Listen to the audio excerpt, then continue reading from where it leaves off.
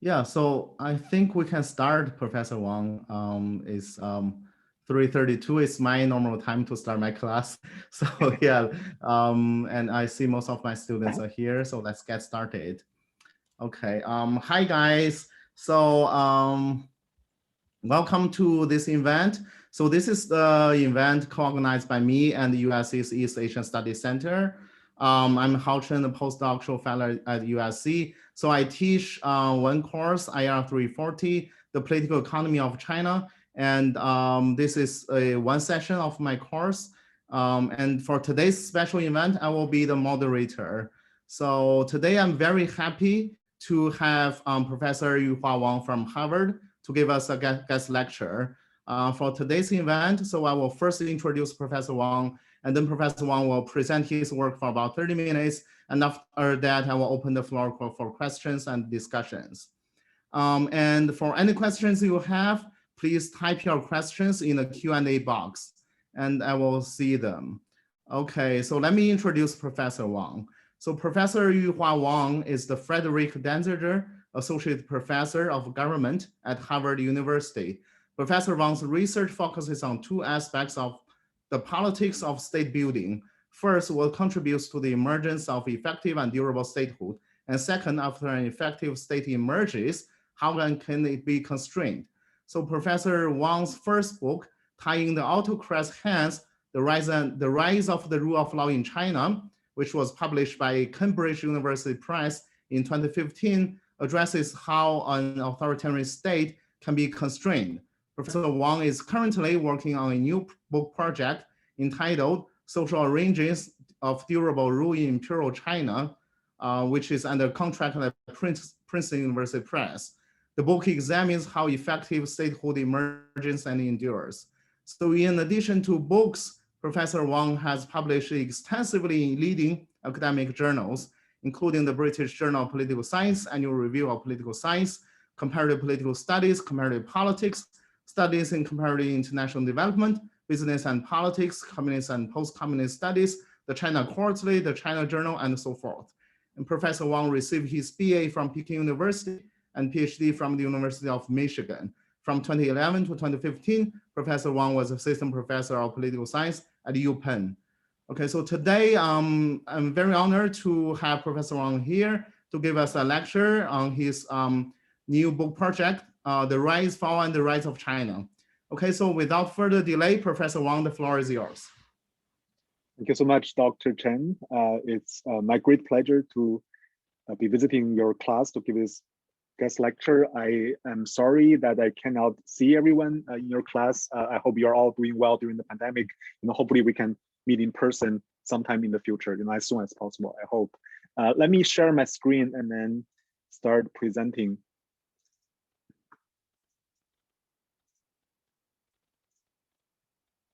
And like Hao said, this is based on my current book project. I'm working on this new book project, and then I've been working on it for a long time, for about 7 years. It's a very fun book to work on, but also it's a very difficult book because I cover a long period of time in Chinese history, so I need to read a lot and then I need to think a lot.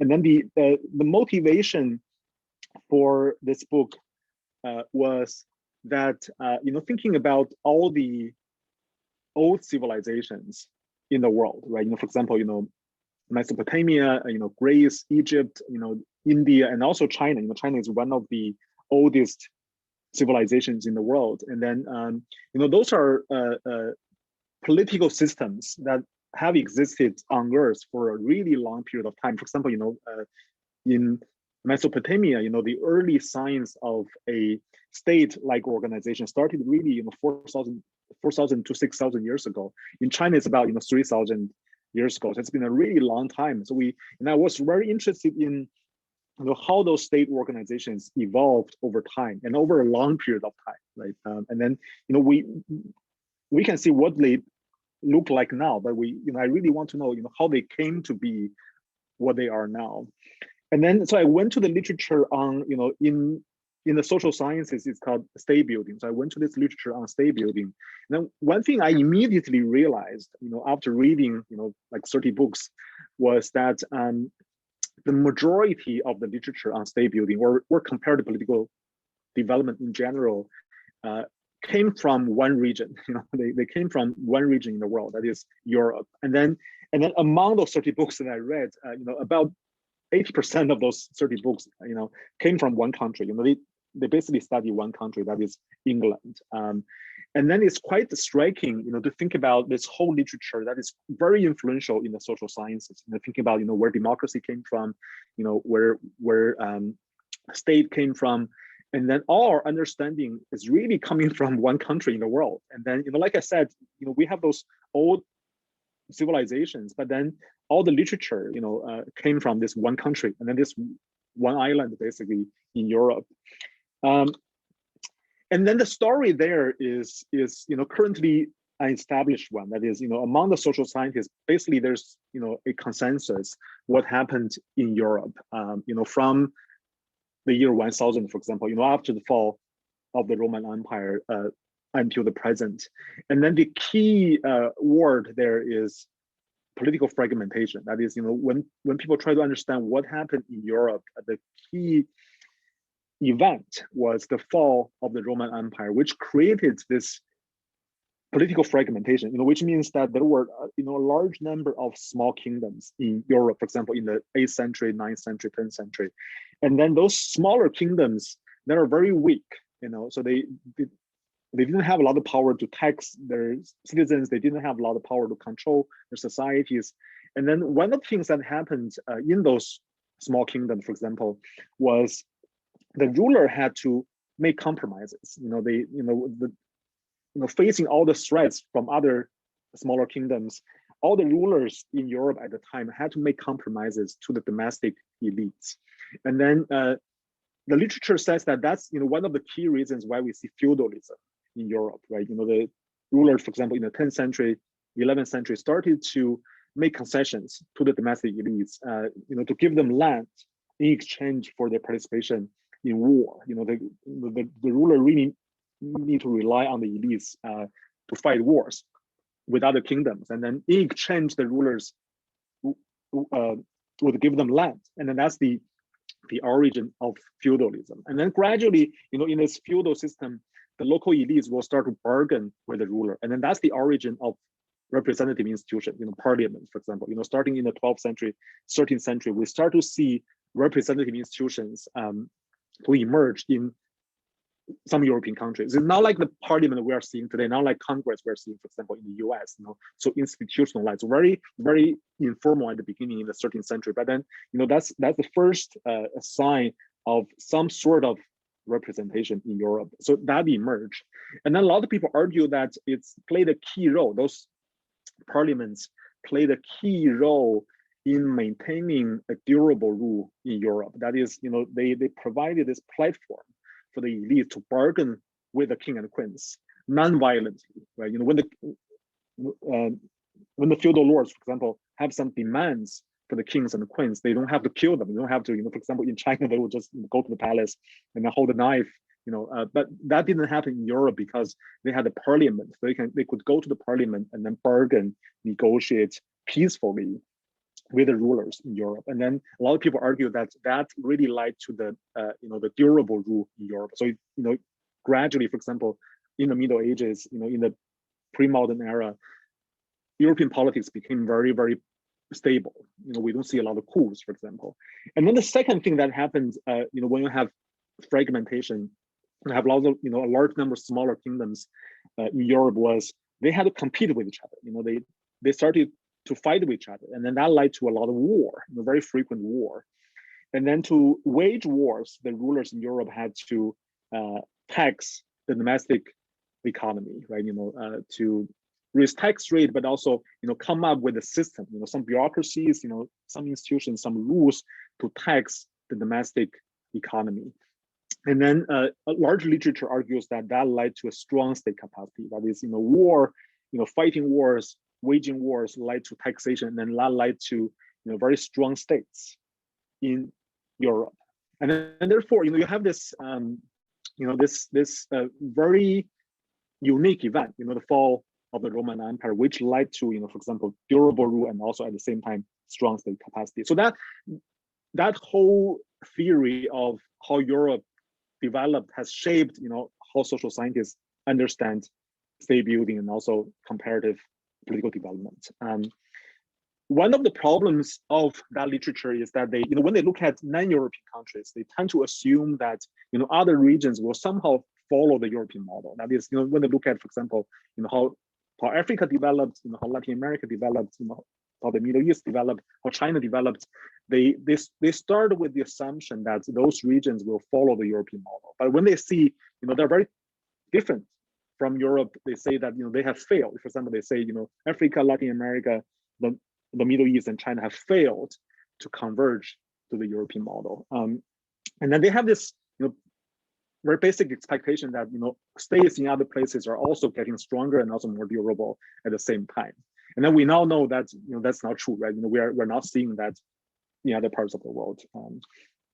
So the truth, the motivation for me was, when I look at all the non-European states, right? And I'm thinking about the majority of world population, and then the truth is, they have not been, also will not be governed by a European state, European style states. They're not going to have representative institutions like we see, for example, in Europe. And then, but then those non-European states, have achieved incredible durability, right? We have some kingdoms, for example, in Africa, we have, the Chinese imperial rule, for example, which stay very, very durable for hundreds or even thousands of years, right? And then, but they didn't have any of those elements that undergirded European political development. So the goal of this project is really to take those durable and also alternative patterns of state development very, very seriously. And argue that we should just treat them as what they are. They are not underdeveloped cases of Europe. They are not moving toward that direction. I'm just saying, we need to treat those cases very, very seriously. We need to study them in their own right. So why China, right? Why study China? There are a lot of reasons. I'm Chinese. First of all, I know the case more than I know other cases, but also, imperial rule in China, starting from the beginning of the Common Era. You can see, that's the Qing dynasty, for example, the Qing the Han dynasty, and it has remained very, very resilient for about 2,000 years, right? This basic form of imperial rule. You have a monarchy, and then you have a bureaucracy, and then you have some, families, local families, at the local level. This basic structure, remained very durable, for 2,000 years. I'm not saying that the dynasties are very durable. There were very short-living dynasties in Chinese history, but I'm saying the basic structure of rule stay very resilient for about 2,000 years, right? And then thinking about durable rule, another measure of durable rule is to look at, how long the Chinese rulers could stay in power. And then I collect this data, I'll show you later that, and then this is just a brief summary. From the year 1000 to 1900, according to my data, Chinese emperors on average stayed in power 2 years longer than the European kings and queens. So, there was this whole literature that says the European kings and queens are very, very safe. They can bargain with the elites. The elites won't kill them. But then, according to my data, the Chinese emperors, are safer, right? They stay in power actually longer than European kings and queens. And then when we think about the dynasties, and then especially in the late imperial period, for example, the Song, Ming, and Qing, the three dynasties, after year 1000, with the exception of the Yuan dynasty, all the three dynasties actually lasted for about 300 years, right? They lasted for 300 years, which is longer than what the USA has existed so far, right? So there are really long-lasting dynasties, and then the emperors in China really, stay in power for such a long time. So we need to pay attention to this very durable type of rule. And then the puzzle is this: that is, China was able to do this, with very durable rulers, very, very long living dynasties, without any of the elements that we now believe are important for durable rule, right? For example, in the whole literature on Europe, they say that parliament was the key. The parliament was this platform for bargaining. But China didn't have parliament. China didn't have any representative institutions, for a long time.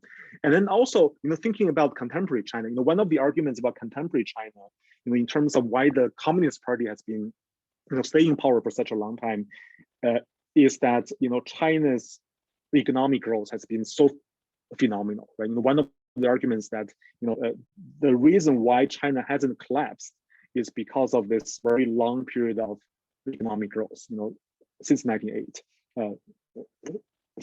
sorry. But then thinking about imperial China, right? This argument doesn't hold there because I'll show you later.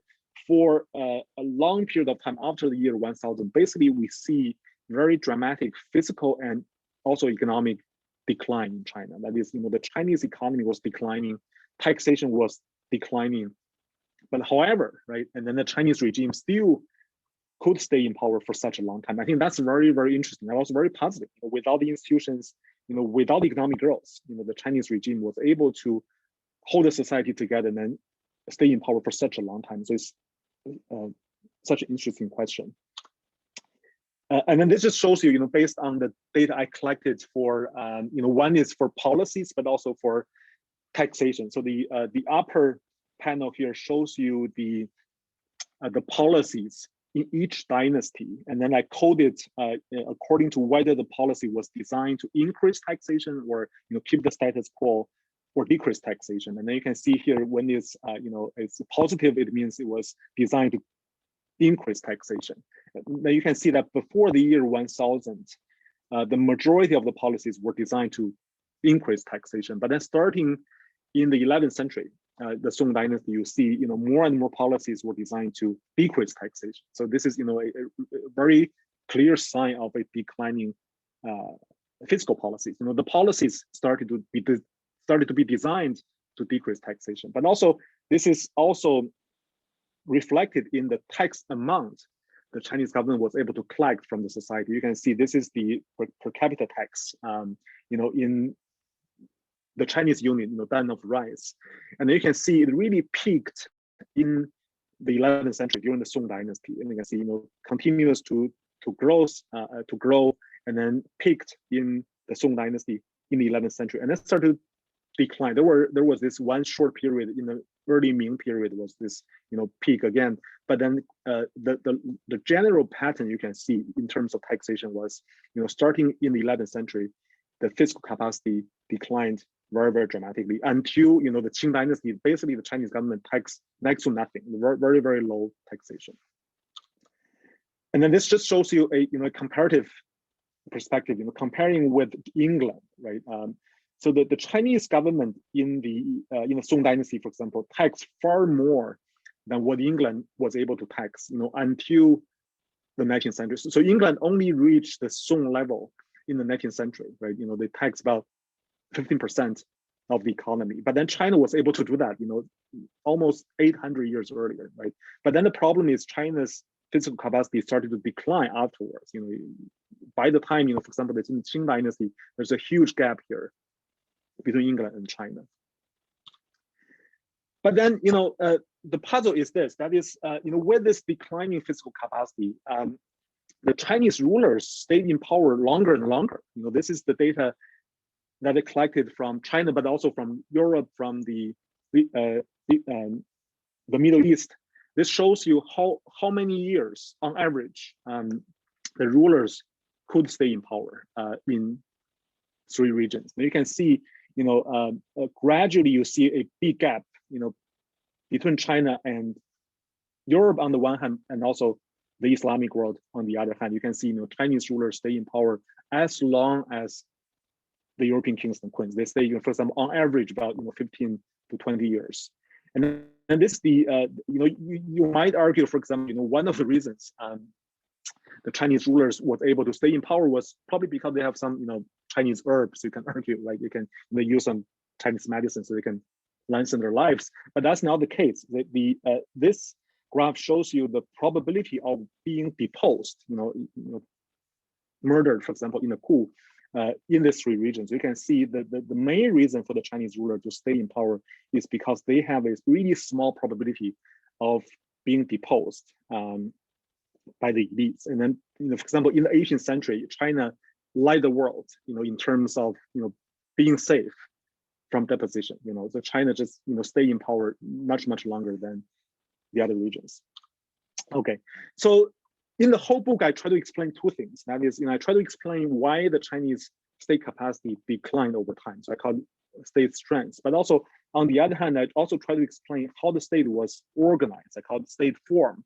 That is, I try to look at the relationship between ruler and the ruling elites, and also between the Chinese state and society. So these are the two, you can call it dependent variables I'm trying to explain in this book project. The main explanation is the following. That is, so I try to look at how the elites were socially organized, and then I argue that the social structure of the elites was one of the most important reasons to explain, on the one hand, the declining fiscal capacity, but also the increasing ruler durability in China.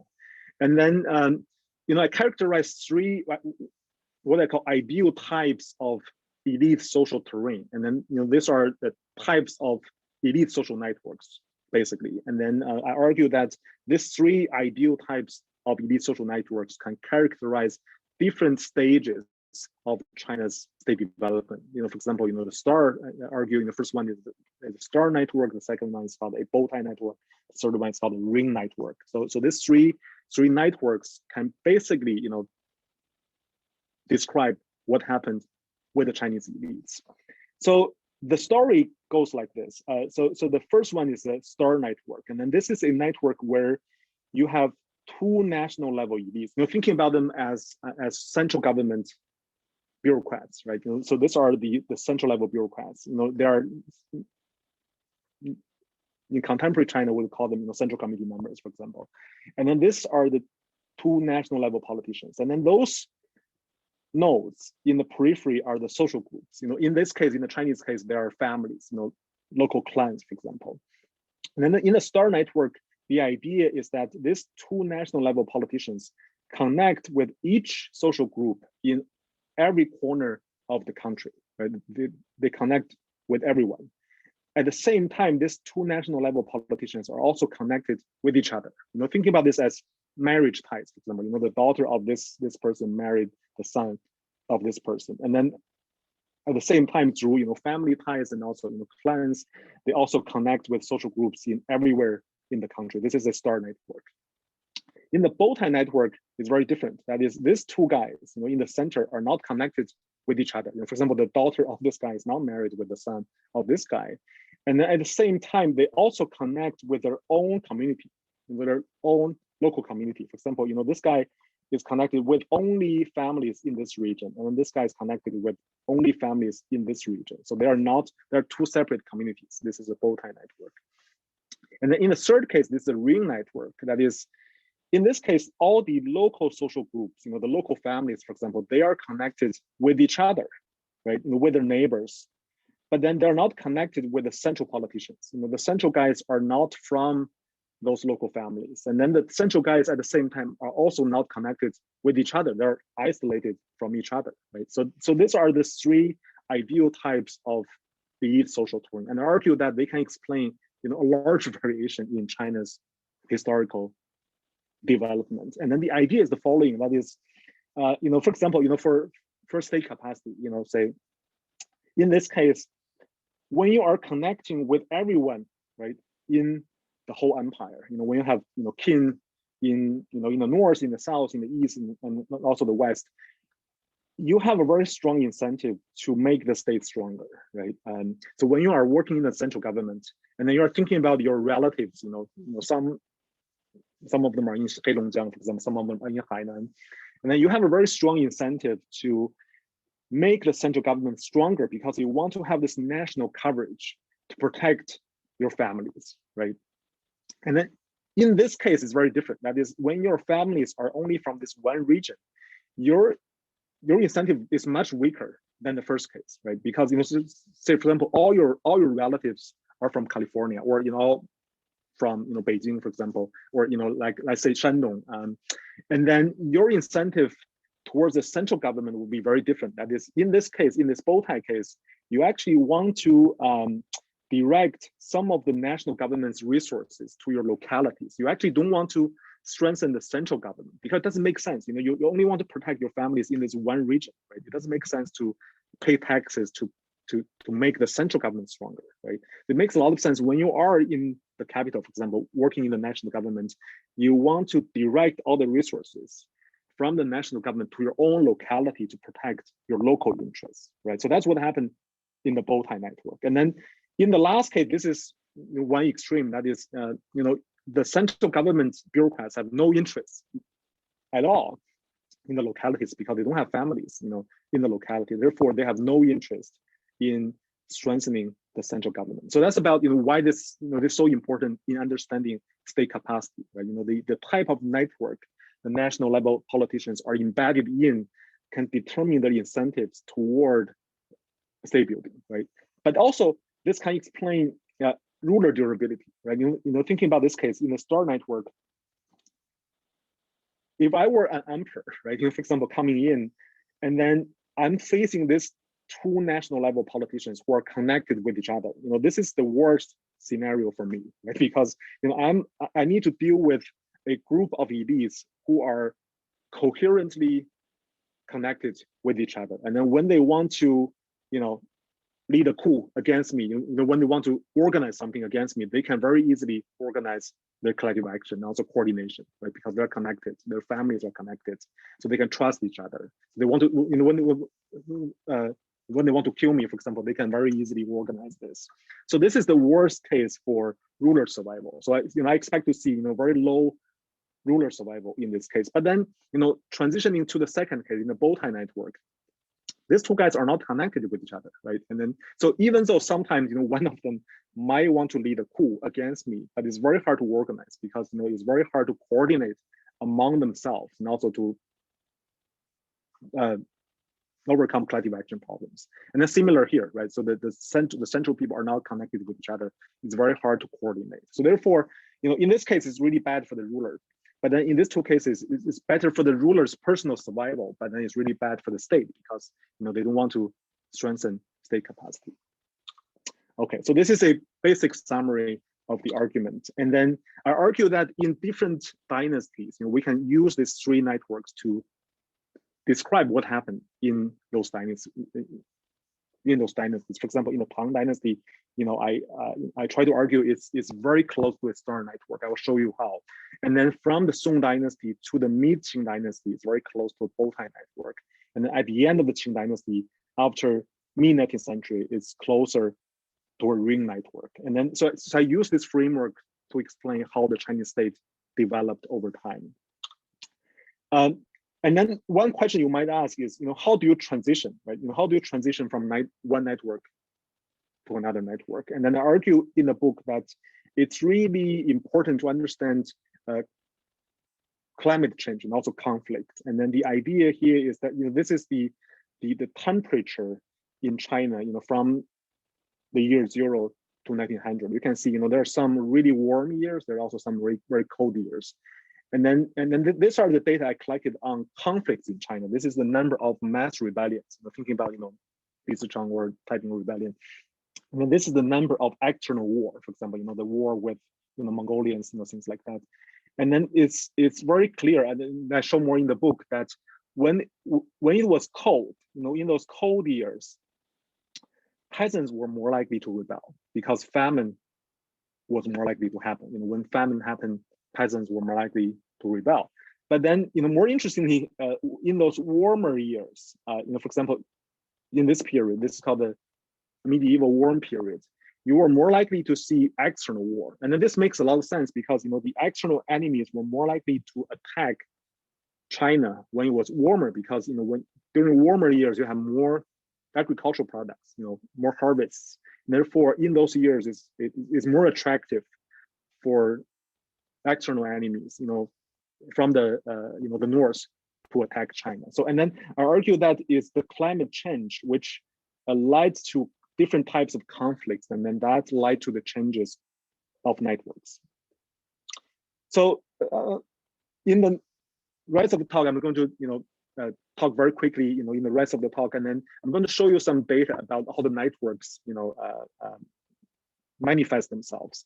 The main data I'm using in the book is the Tom Epitaph. This is a very interesting data source that political scientists don't use very often in the past, but they're very, very useful, and also contains a lot of information. And this is the tomb epitaph of the prime minister in the Song dynasty. When he died, for example, in the Song dynasty, and the family would ask his friend to write a eulogy.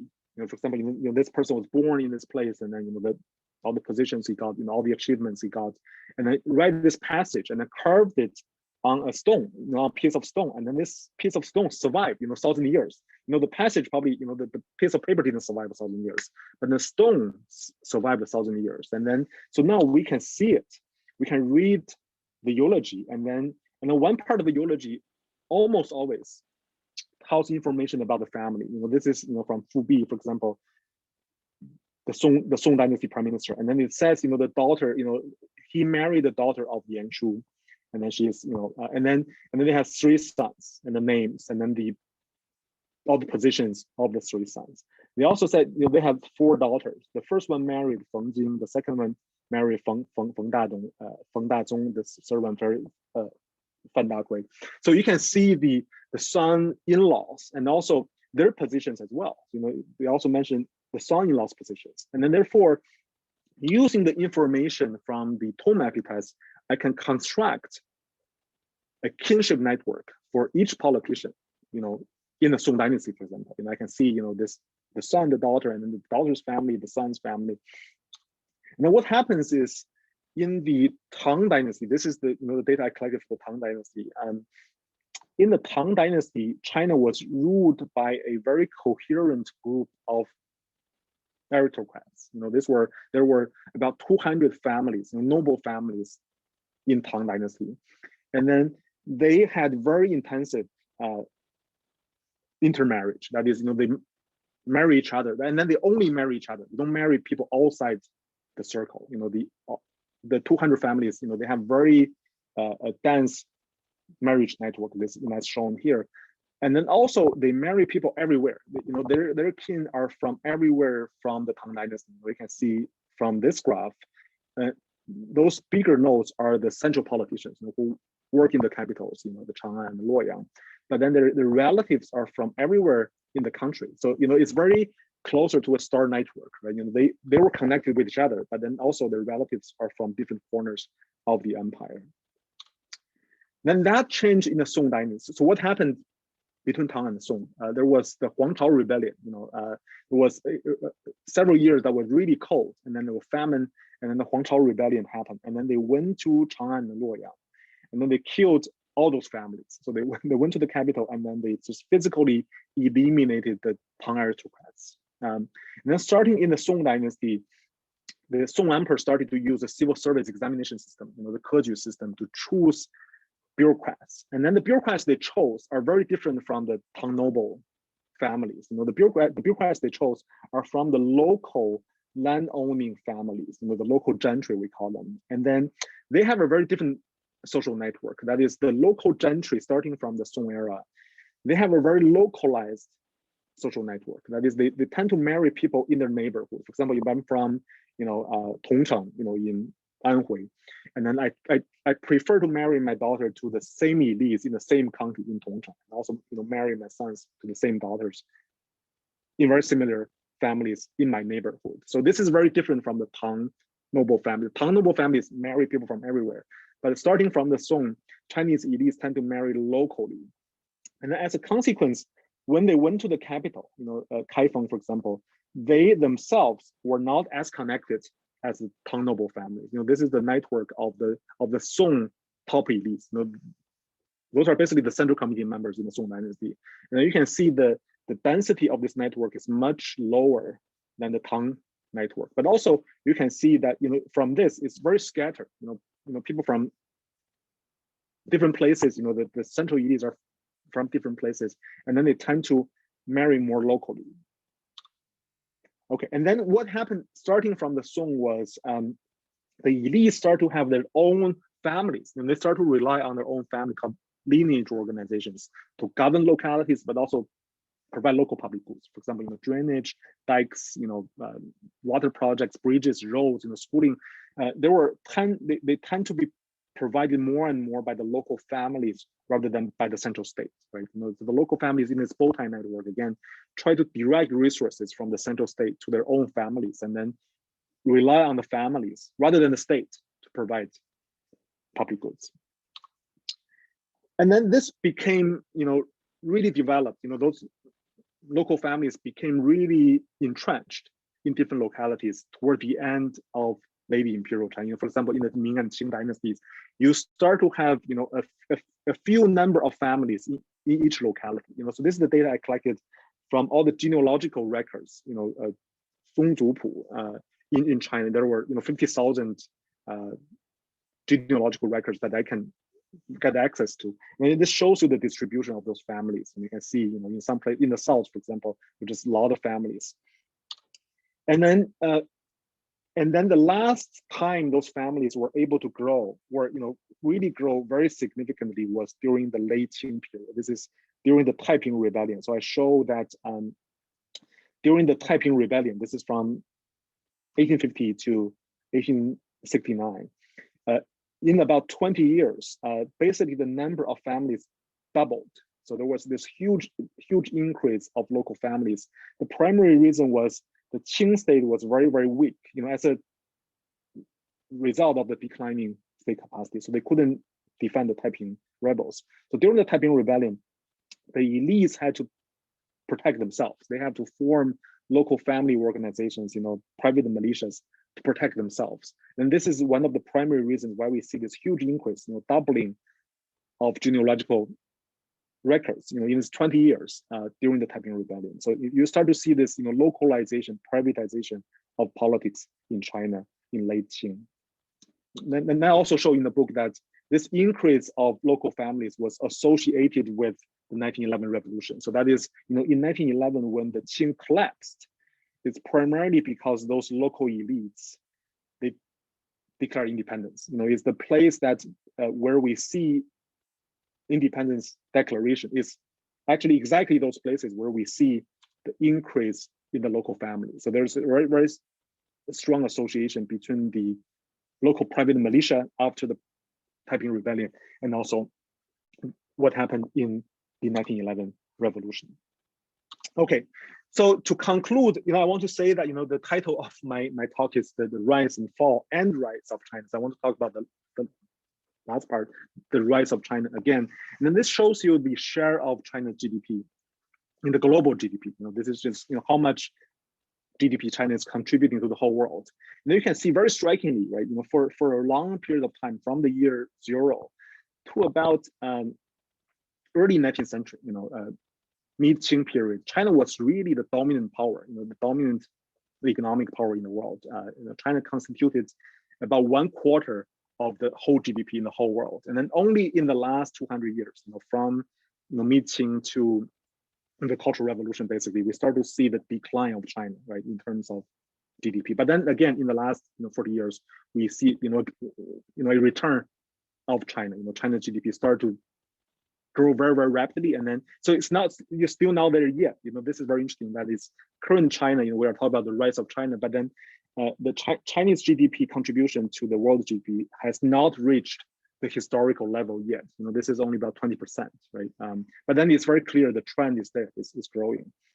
So how do we explain this? How to explain this? Can my framework also explain, the recent rise of China? And then I think I can. So the one thing that I am working on, where I'm just starting to collect data on, is how the current elite families are connected. And then my hypothesis, based on some data I saw, is that the current Chinese Communist Party elites, the way they're connected with each other is very similar to how the Tang aristocrats, how the Tang noble families were connected with each other. And then, this is just from Bloomberg. These are what they call the 8 immortals. These are the 8 founders of the PRC who survived after the Cultural Revolution, and then who became the leader of China's reforms in the late 1970s, early 1980s. And from 8 family, you probably all know Deng Xiaoping, and then Dr. Chen probably talked about this, and then Chen Yun, right?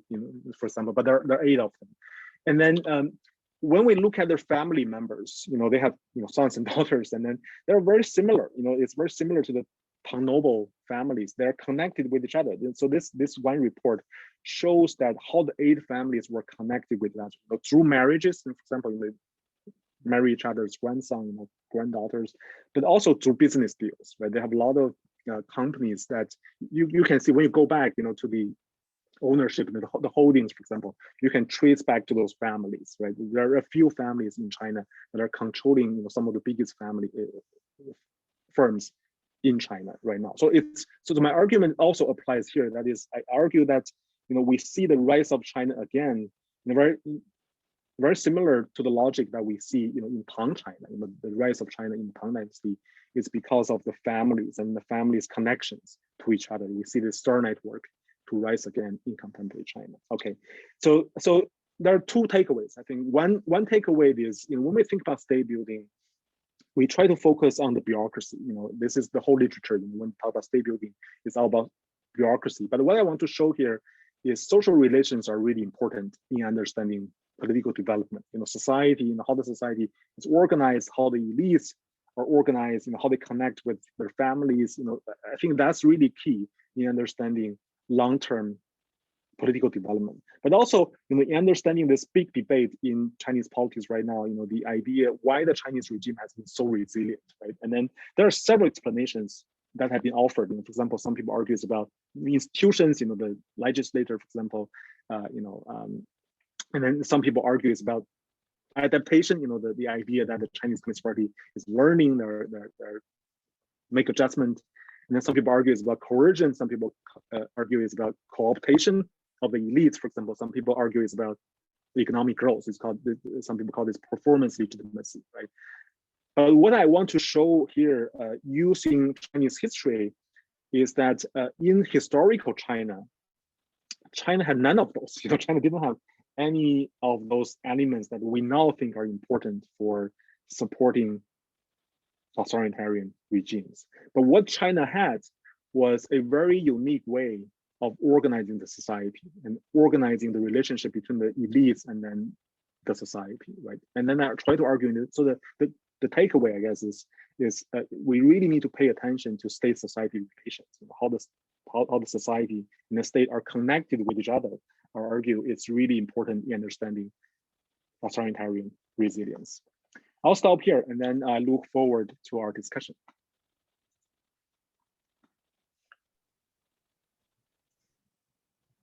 Okay, thank you, Yuhua, for this fascinating presentation. It's really amazing. And I was very excited to see you're also developing a project on contemporary China. For all the audience and my students, so please type your question in the Q&A box so that I can see them, and then we can start Q&A. So for me, using the privilege of being as a moderator, so maybe I'll ask a few questions first. So Yuhua, I was very interested when I read your manuscript, and I have a couple questions. So the first question I have for you is more of a literature review or like the framing question. So I'm very excited to see that you compare this long tradition of this Eurocentric literature on the state development and state building. And also you use the case of China as an example to offer a alternative explanation and theory. So, but then I have a question in mind. So it seems that, argued by many historians, like for ancient China, the emperors or the state, maybe their mission is very different from the modern sense of states or regimes. So for example, like it seems that lots of people argue that for ancient Chinese emperors, they just try to maintain the very minimum standard preventing from collapse, but then they won't do a lot of things. But it's very different from like modern states, and modern states have usually much more responsibility. For example, like managing economy, providing social welfare, providing public goods and services.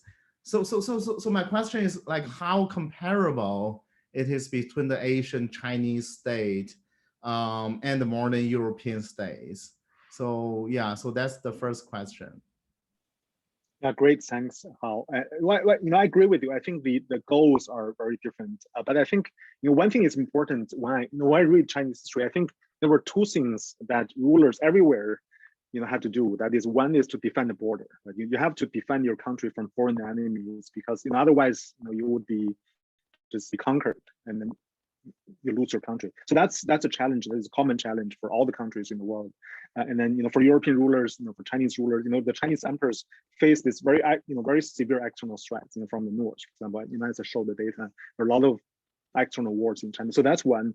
But then to do that, you need to tax, right? You need to collect taxes. You need to mobilize the population to join the army. So those things are very different. Those things are very similar to what happened in Europe. So the first thing is the defense, but also the second thing is to stay in power, right? No matter where you are, you're in Europe, in China, now as well, if you're a ruler, the goal is to stay in power. That is, you need to, take care of the elites around you, to make them happy, and then to avoid, coups, for example, but also to make the people happy, the peasants' rebellion, for example. So those are the two fundamental challenges for rulers everywhere in the world, and then what I try to show here in the Chinese case is, why the Chinese ruler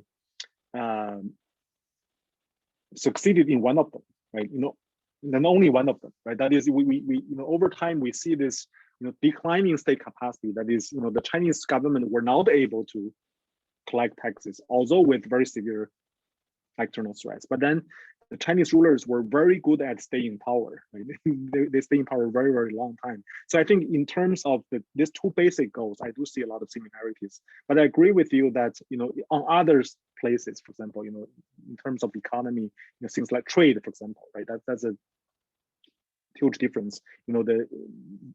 Their interest in commerce, for example, trade, we see very different goals in China and Europe. But I do want to point out that you point out that this one argument made by historians that Chinese rulers only want to maintain minimum level of state capacity. I agree with you, but I think we need to explain that. That's not the fact. We just cannot take it for granted, right? We need to explain why they want to maintain a minimum level of state capacity, and then I think my theory offers this explanation. That is, it's now the ruler wanted, actually the elites, they don't want to strengthen the state. From the Song Dynasty onward, you have this bow tie network, and then the elites from that period on had no interest in strengthening the central state, because all they were interested in is to moving resources, from the center to their own locality, their own family. So I think, my theory can explain why, those historians say that, and then so it's more of the reason for that. Yeah. Okay, got it. That makes more sense. Yeah. So and I have another question, which is more of theoretical question. So I'm very interested in this state-society relations literature and the state-society relations framework, what we call that.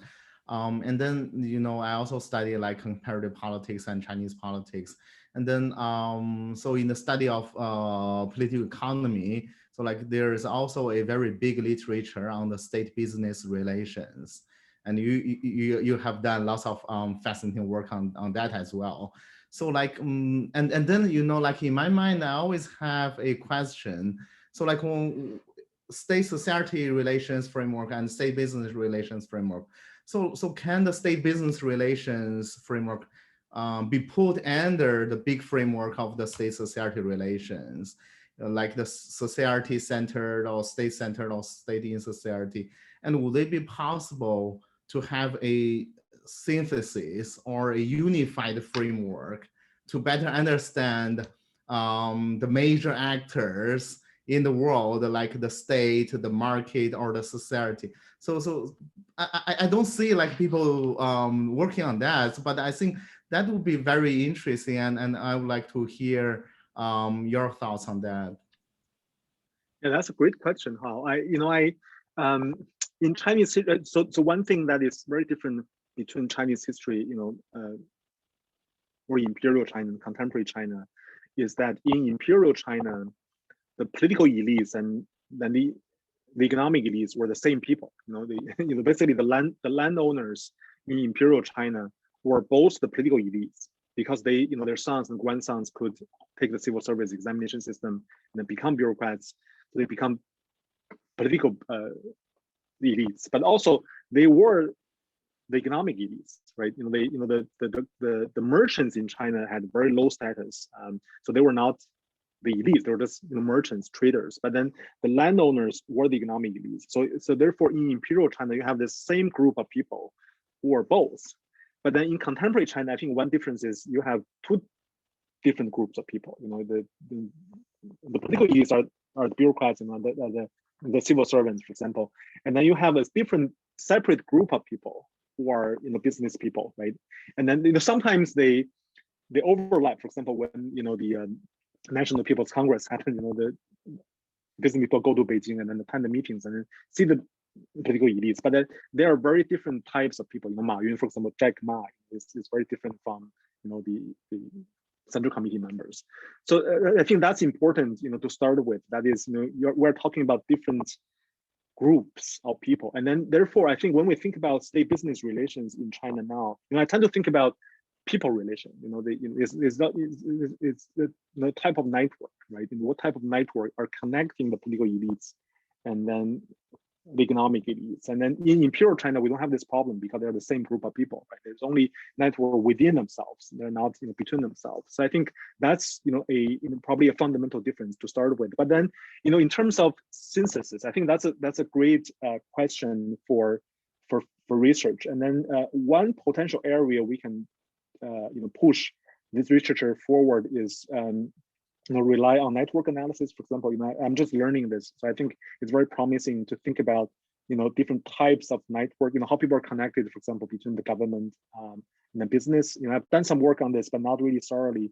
But there are a lot of data we can access now to see holdings of companies, and then also the personal relationships between the officials and then the companies, things like that. I think we can do more, and then that's a very promising area of research, but we haven't done much. In political science, in economics, there's some work, but in political science, we haven't done much. Yeah. Thank you for sharing your thoughts. And actually, I'm also working on some of that, trying to figure out networks, and also you mentioned about these shareholding structures, and we can trace a company's ultimate owners. And also in my course, I talk to my students about the recent developments of state business relations in China, and these large conglomerates, like you mentioned, Jack Ma, and also other business elites. And it seems that they are more complicated. So there are more than one type. It's not just landed-based elites, but more types of elites and also networks. So I think that can be a very interesting direction for future research agenda. Okay, so how? You have something to add on? No, I'm just waiting for your question. Okay, yeah. So I have questions from the audience. So I see my student Marie ask a question. So I would like Marie to speak up. So Jasmine, can you help Marie Phillips? Yeah. Yeah, and Marie Phillips, can you Hi, yeah. Can you hear me? Yeah. Yep. Okay, thank you so much for speaking to us today. I thought your slide about the impact of climate change on state social relations was very interesting, and I was wondering what impacts you foresee climate change having on the state network structure and state social relations looking forward in the future. That's a great question. Well, it's hard to predict the future, but I think from the past, what we learned was climate change was associated with violence, right? So that's what I saw in the Chinese case. That is, was when the weather was not normal, when it was very warm or very cold, we're more likely to see violence, although very different types of violence, external, internal. So which means that climate change can dramatically change how people behave, and then when you change how people behave, you can change relationships, right? For example, in the Chinese case, like talk about the Huangzhou Rebellion, and the Huangzhou Rebellion happened during really cold years, so probably one of the coldest years in Chinese history, in 2,000 years, and then famine happened, and then people rebelled, and then they killed the central elites. So I think in the future, coming back to Hao's earlier question about state-business relations, I do see one potential way climate change can restructure kind of the economy or the society is really change the economy, right? Thinking about all the industries that China had have been relying on in the past 40 years for economic growth, and then they have to change the strategies for economic growth. For example, those polluting factories, things like that, manufacturing jobs. I think with climate change, it will pose a very severe challenge to those industries to survive in the next 20 or 30 years, and then to sustain economic growth in this context, China has to restructure the economy, and then by restructuring the economy, probably that also involves state-business relations. That is, so one challenge is a lot of businesses that have been successful in the past are also connected with the Chinese government, in terms of personal relationship, but also corporate holdings, things like that. So the challenge for the Chinese government is, facing the challenge from climate change. How do you, get rid of those, bad industries, polluting industries, for example, and then those industries are contributing to CO2, things like that. But then they also have very strong connections with you. The pain is how to get rid of your relatives, right? And then promote the new industries which don't have connections with you. I think that's the challenge the Chinese government is facing, right? And then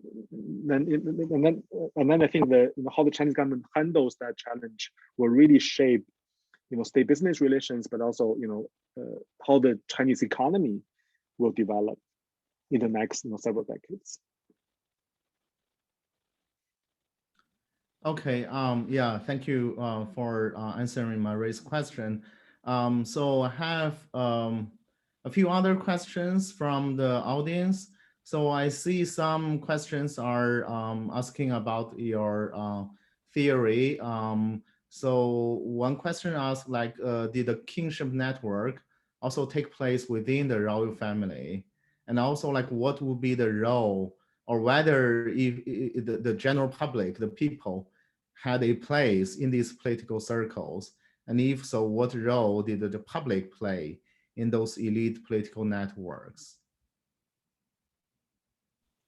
Yeah, the royal families are very interesting. So before the Song, I think, so the Tang era, for example, the Tang royal family, the Li family, was part of the aristocratic circle. The Li clan was one of the clans, one of the families. It's very similar to the Yang clan in the Sui dynasty. The royal family is basically before Song, they were all part of the elites, and then so they all were part of the network. The Li family were, actually the Li family married into the Yang family. When you think about the Sui politics, Li family was the relative of the Yang family in the Sui dynasty, but then they succeeded the Sui dynasty. So the royal families also are part of this whole marriage network, and then they tend to marry those very powerful families to try to co-opt them, right? For example, they're powerful, and now marry a princess or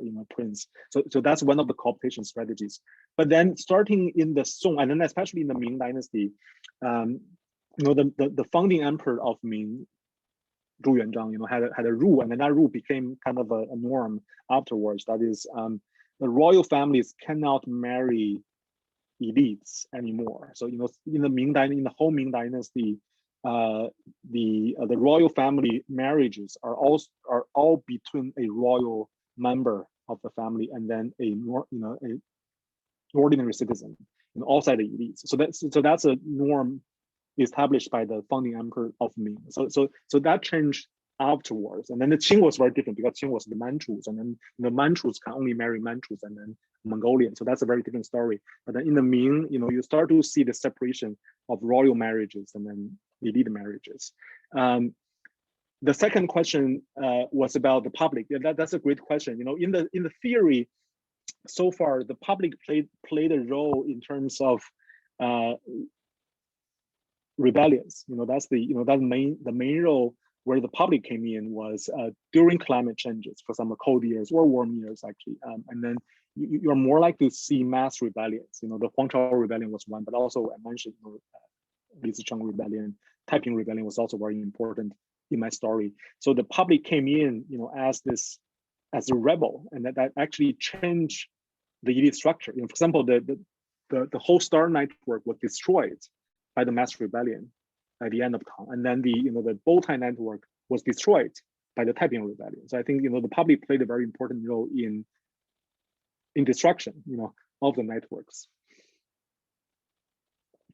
Yeah, and following that, so also a audience attendee asked about like the role of the military forces or the military elites. So do you see like military elites the same as these landed-based elites, or they are different, or do they have any different preferences?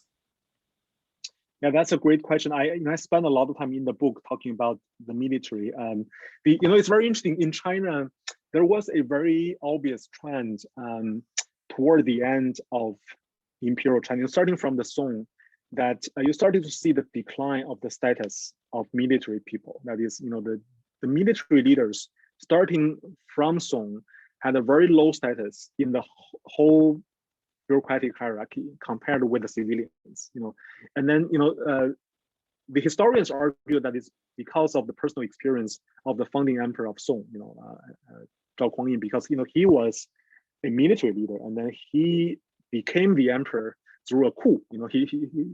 So he deposed the whole Zhou king, and then he became the emperor. And then afterwards, he really worried about other military leaders, and then he used the civilians to replace the military leaders. I think that explains part of the story, but I think the main thing is it's more about political control, right? The political control of the military, which the Chinese Communist Party has done a really good job, since 1927, since Mao used the party to control the military. But then we see that in Imperial China as well, starting from Song, it's almost always the case that the Ministry of War, Bingbu, was always controlled by a civilian rather than a military general. The military generals were the people on the front, fighting wars, but then the whole bureaucracy was almost always controlled by someone who took the civil service examination system, and then who was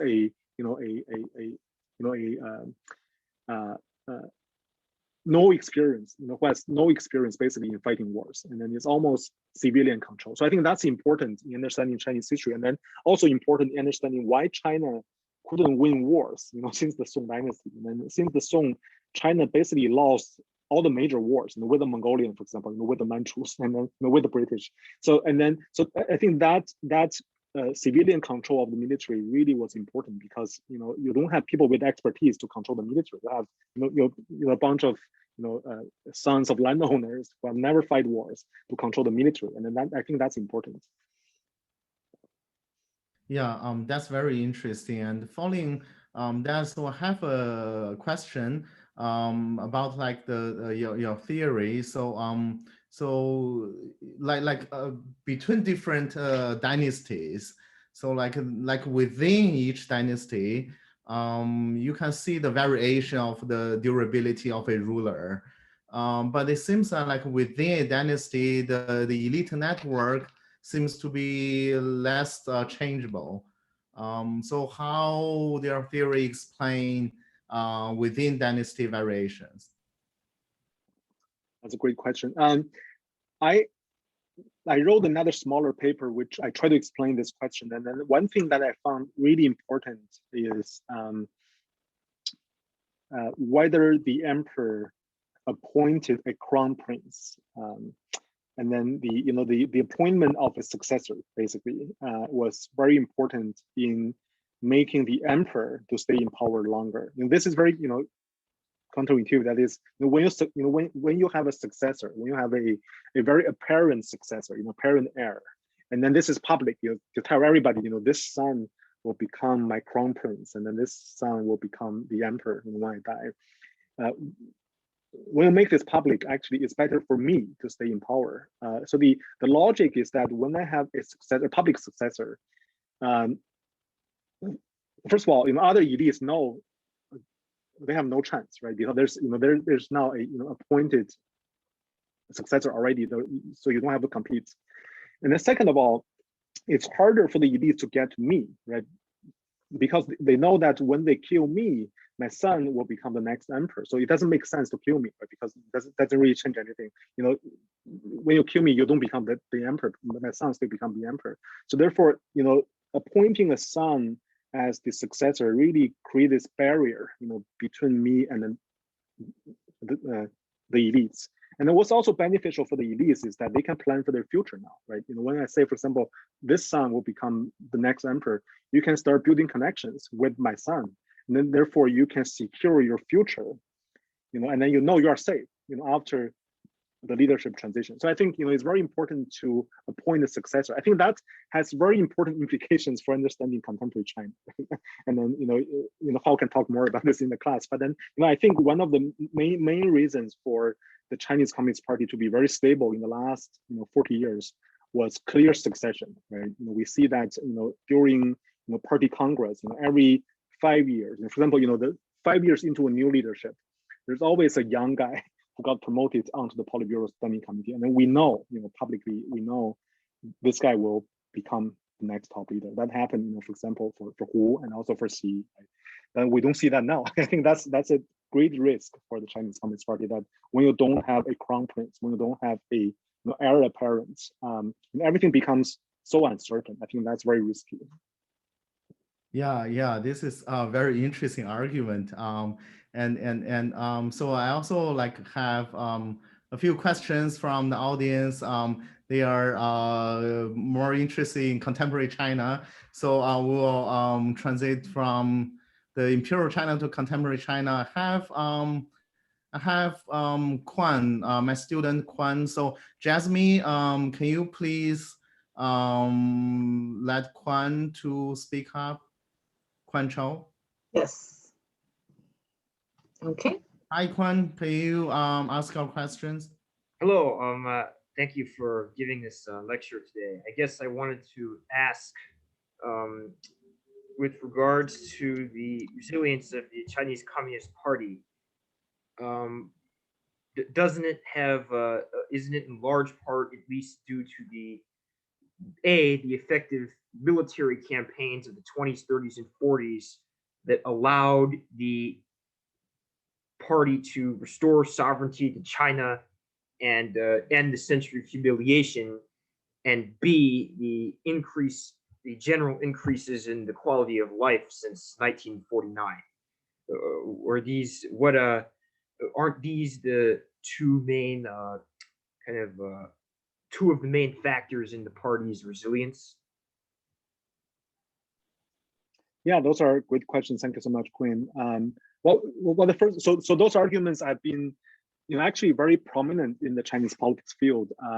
The first argument is about nationalism, right? The idea that it's nationalism that supports the rule of the Chinese Communist Party. The second argument is about what's so-called performance legitimacy. That is, the Chinese Communist Party has legitimacy because it performs, by providing, economic growth, so on and so forth. But I do want to raise some questions about these two arguments. The first one, in terms of gaining national independence, I think more credit should be given to the nationalist party, the KMP, right, the Kuomintang. I think because the Kuomintang fought with the Japanese, right? If you think about, fighting with foreign enemies and then gaining, and then, avoid being conquered by foreign enemies, the credit should be given to the Kuomintang, the KMP. So in that sense, it's very puzzling to explain why the Communist Party actually won, right? So I think nationalism was important, but then probably not a key factor in explaining,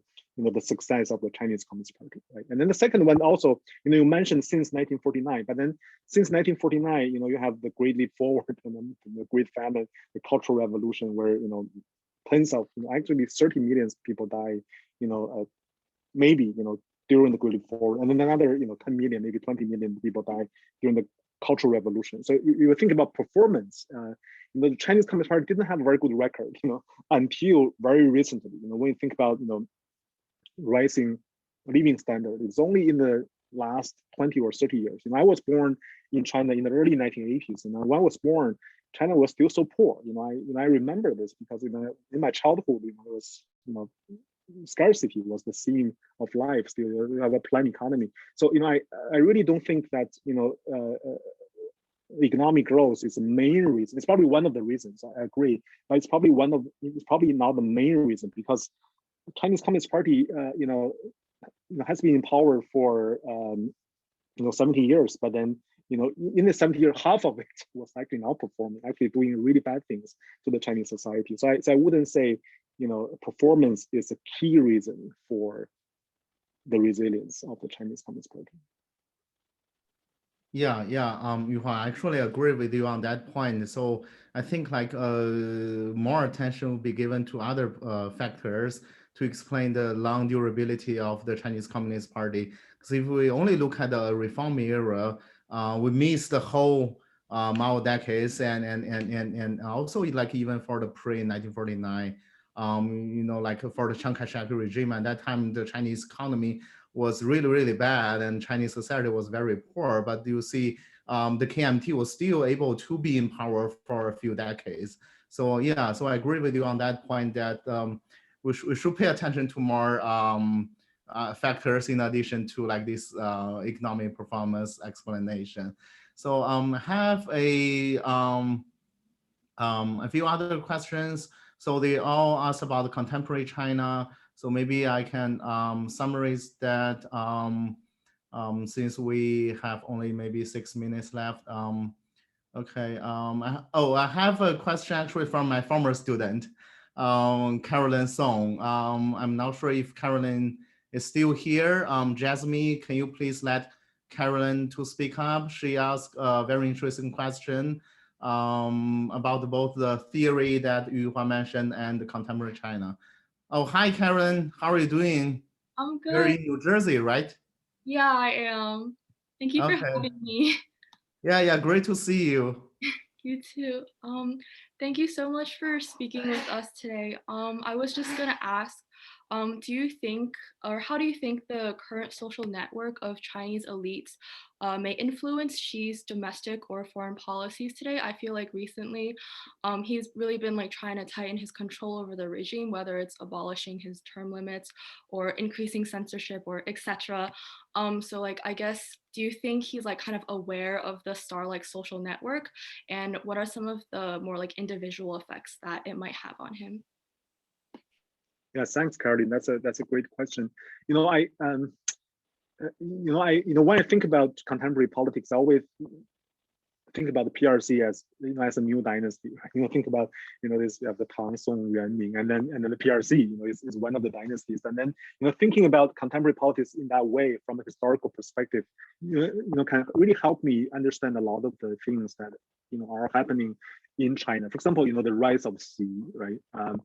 Xi is part of the founding elites, right? So I show the 8 immortals, right? And then one of the reasons Xi could do a lot of things that he has been doing, for example, centralization, anti-corruption, to mention censorship, coercion, Xinjiang, Hong Kong, all those things, all those terrible things that he's been doing. I really think that rely on his status as one of the founding members of the PRC. He's basically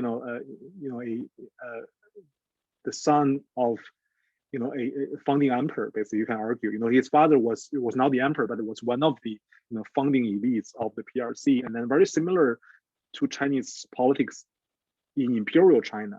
Thinking about the emperors, the early emperors of every dynasty, you see a very similar dynamic there. That is, the founding emperor was usually the most capable and then very charismatic, and then the first several emperors were all we're also very energetic, centralizing. We see that in the Ming, in the Qing, for example, Kangxi, Qianlong, things like that. And then, it's very similar here, in the PRC, Xi is still one of the early emperors, and then, we see a very similar dynamic that he can centralize, he can really punish the bureaucrats. And then the network that I don't have data on this, but I think, it's very similar to a star network. And then he is the center of the star, right? He's the prince, the princeling, and then he has all the connections with other elites. So therefore, he has the social network, and then that he can rely on to centralize the politics, and then that his predecessors couldn't do, right? Hu, for example, is not part of the network. You think about, Hu Jintao's network, and Hu Jintao probably is not part of the star network. Therefore, Hu probably couldn't do the same things, for example, centralizing, all the things that Xi is doing. But Xi is the center of the network, and then so that's why he can centralize. I think I see very similar parallels actually between contemporary China and historical China. Okay, and also another question regarding contemporary China is that one attendee asked, in China today, are political elites socially connected to the leaders of the state-owned enterprises or large private enterprises? They are. I mean, so we don't have very systematic data because this is a very sensitive, topic in China. And but according to the limited data we can see, in terms of both, marriage, that's really important. And I try to study the marriages of Chinese elites, but the data are very, very scarce. But then, according to some of the data I see, and I show you earlier, the elite families are really connected by very dense marriage ties. And then also the owners of the state-owned enterprises, a lot of them are the son-in-laws of the Chinese Communist Party elites. So they are, if you look at a lot of them, like Kong Dan, like people like that, they all marry the daughters of the Chinese founding elites. Like the Chen family, the Deng family. And then the private sector is very interesting. The private sector currently doesn't have that connection yet, right? So in terms of personal relationship, they haven't been able to marry into the elite network, but then they are building other types of networks. For example, corporate holdings. When we look at, I've done some research on board members of private companies, and then if you look at the board members, a lot of the board members are retired party officials, right? And when they retire, for example, from the Ministry of Commerce, and then a lot of them take positions in private companies, becoming a board member. So that's one way to build the connections. But also, according to some of the stories I've heard about, Alibaba and Jack Ma recently, right? We see also, the ownership, the holdings. You can, when you trace back, like the Wen family, when you trace back, you can see family members of the Chinese party elites, but they're not connected socially, right? They're connected more economically. Yeah, thank you, Yuhua, for this great presentation and answering all these questions. I noticed it's already 4:50 here in LA, and we cannot address all the questions, but I think for some of the questions that we have not addressed, Professor Wang have already touched upon that. So yeah, thank you very much, Yuhua, for joining us today. It's a great honor to have you here, and your book project is really fascinating and it's very informative. I learned a lot from your presentation and also the discussion today. So yeah, I look forward to reading your new book soon.